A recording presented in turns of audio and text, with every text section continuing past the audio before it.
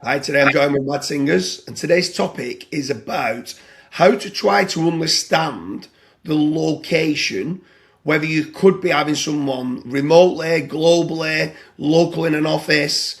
At what point do you decide, Mads, yourself, what the best kind of recruit would be? Yeah, so my process is very simple, and I want to take a step back because I actually started at explaining something else first. The goal of hiring people is to get a great return on your investment. Some people they insist on we have to get expensive or we have to hire cheap. I don't care about cheap or expensive. I care about return of investment.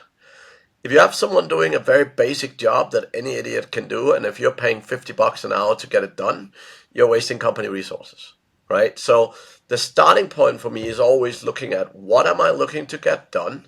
What is the skill set needed? And based on that, where does it make the most sense to hire people? So as an example, we've over the last 10, 15 years, we've hired a lot of developers. And for so many years, we hired in Eastern Europe and particularly Ukraine for a very simple fact. They were not always the best, but they were often somewhat comparable to what you could find in the US or the UK. But the price was significantly lower, like very often 50% or even 70% lower, but the skill set was maybe 20% lower, right? So the value you got versus the output just made it significantly more valuable to hire developers in Eastern Europe.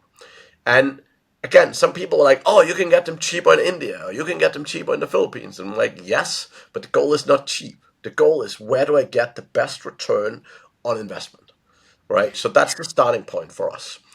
And when we first started out, so we had a big outsourcing company, or we have a big outsourcing company, Aristo Sourcing.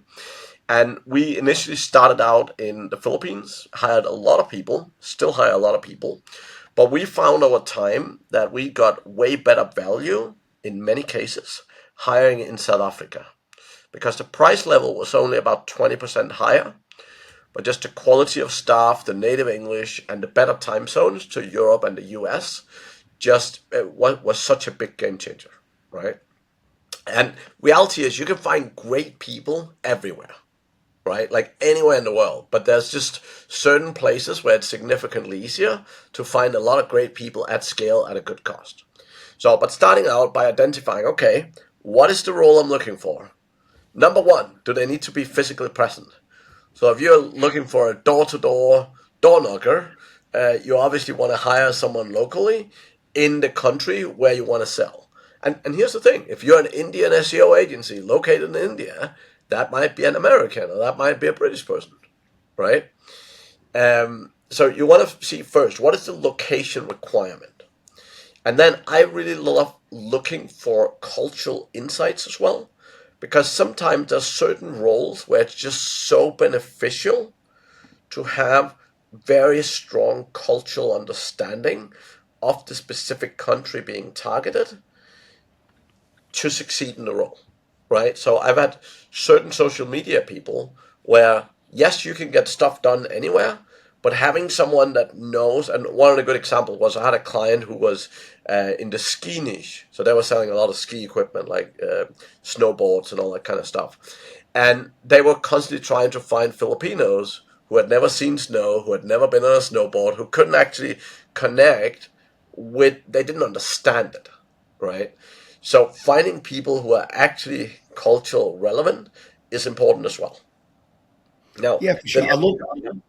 I love the idea there where you're not talking about how much it's costing, but the return on investment. So for me, from a personal level, we hire all over the world globally, and we was hiring a lot of Filipino virtual assistants, and I seem to, and I didn't know whether it was me being a perfectionist and I wanted specific videos being created.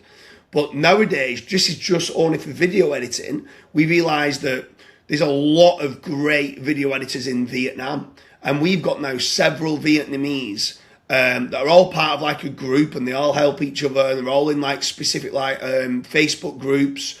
And there's obviously lots of new AI software that can be used and stuff like that. But we realised that for us personally, that Vietnam was working out to be a lot better for video editing.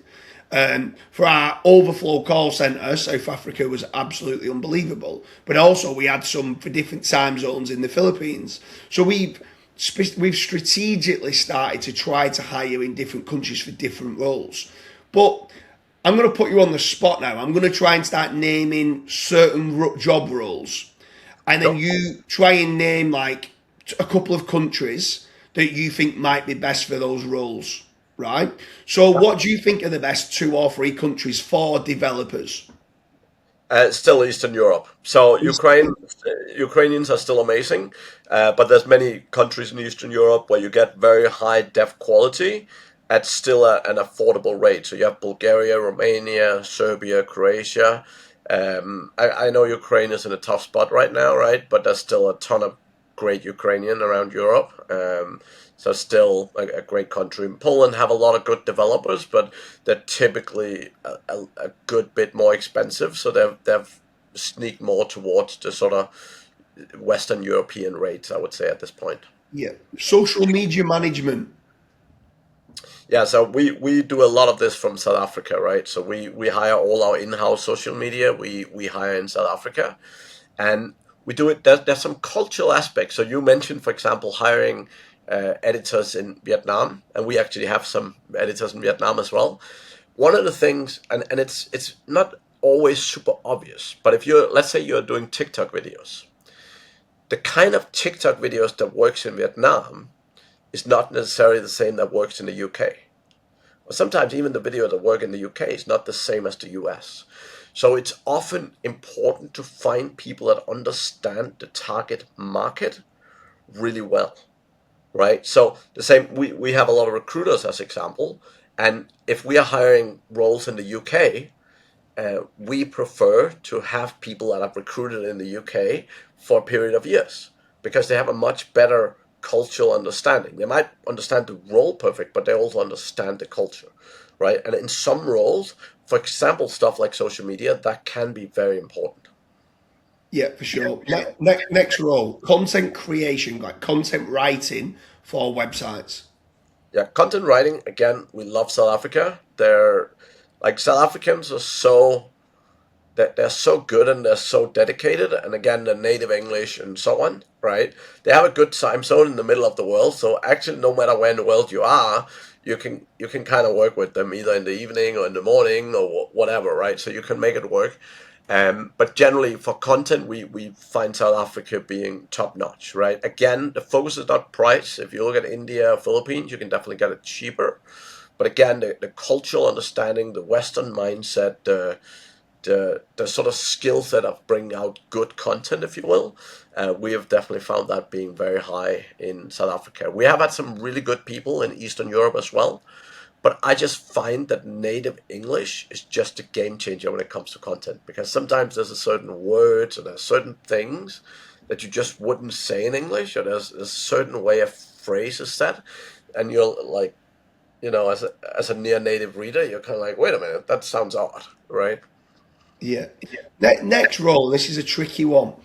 Artificial intelligence. So someone wants to try to start understanding setting up of AI agents, or it could be AI workflows, so like N8N, it could be make.com. Who do you feel at present, from a virtual assistant employee point of view, like what nation are the most innovative, forward thinking? Because obviously things are changing all the time. Which ones do you think just follow tasks, or when you give responsibility and part of that responsibility is to keep looking to innovate and improve? What countries do you think are best for that?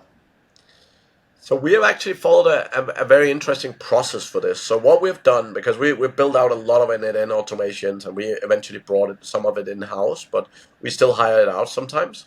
But what we did was we actually went out because there's a ton of Facebook groups, there's a ton on Upwork and so on.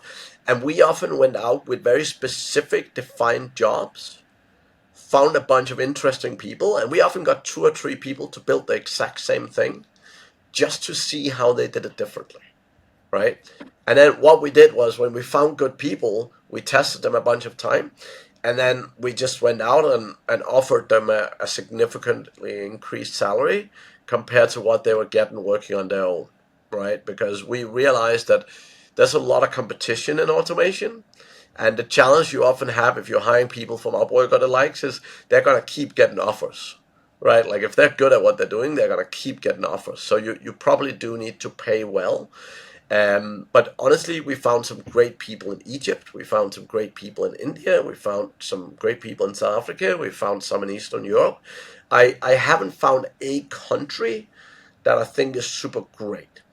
What I would say is, again, teaching your team to really define what is it you want done and how does it need to get done.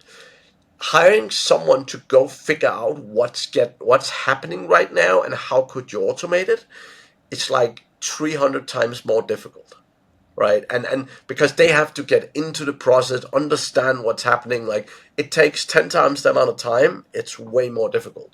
Whereas you actually lower the requirement of the skill set from the individual you're hiring if someone can go to them with a good determination of this is what needs done.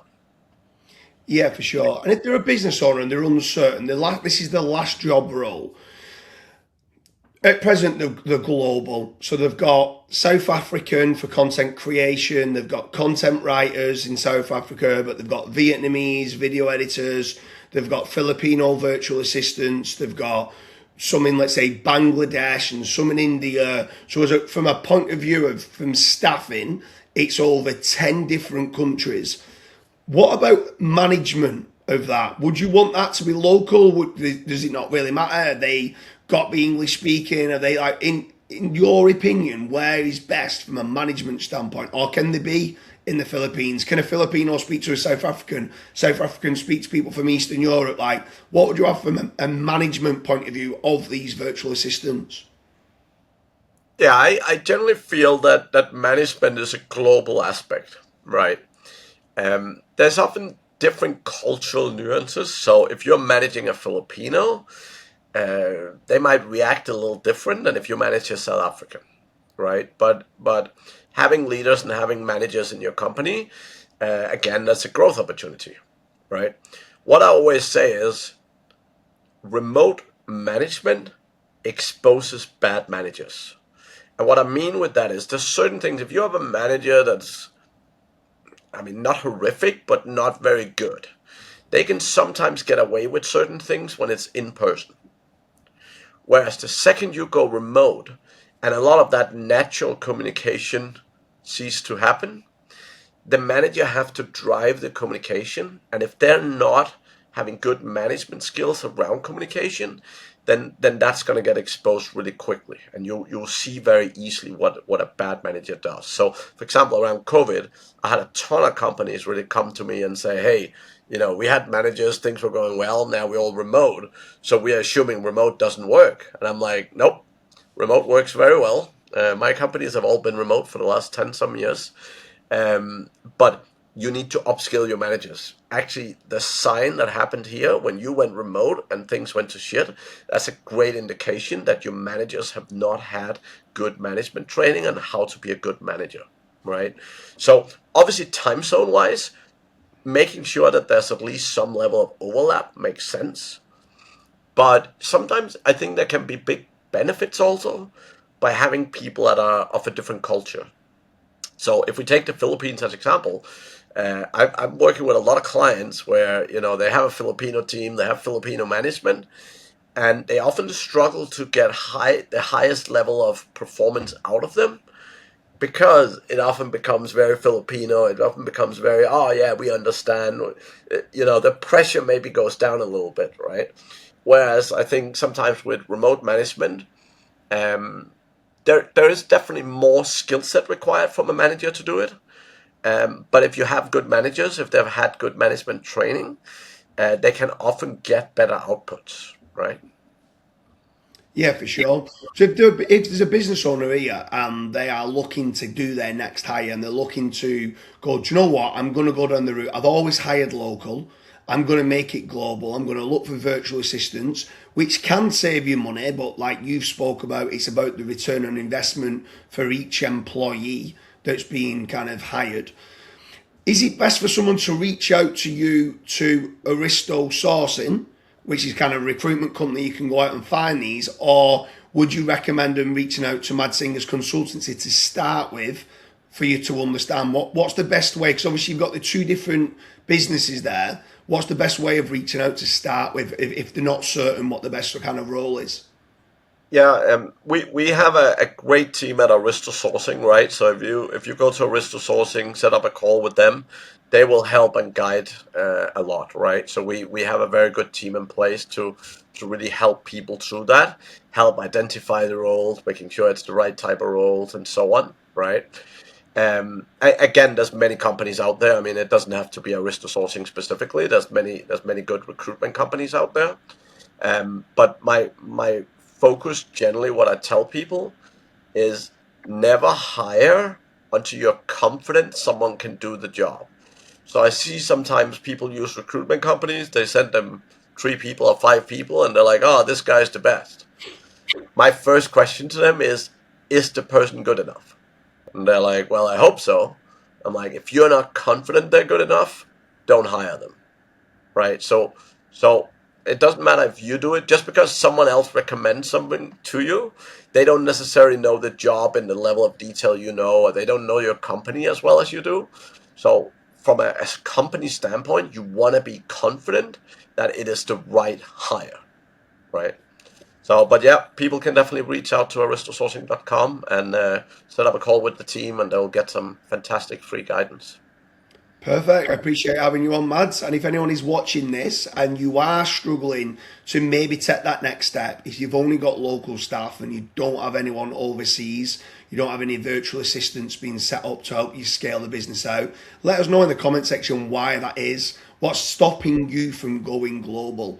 There's a lot of talent. If you go more from just being in the local area to a global area, you've got a pool of so many more people that could be doing specific roles. But I want to know what your main pain points are of not doing that. Appreciate having you, Mads. See you again soon. Cheers.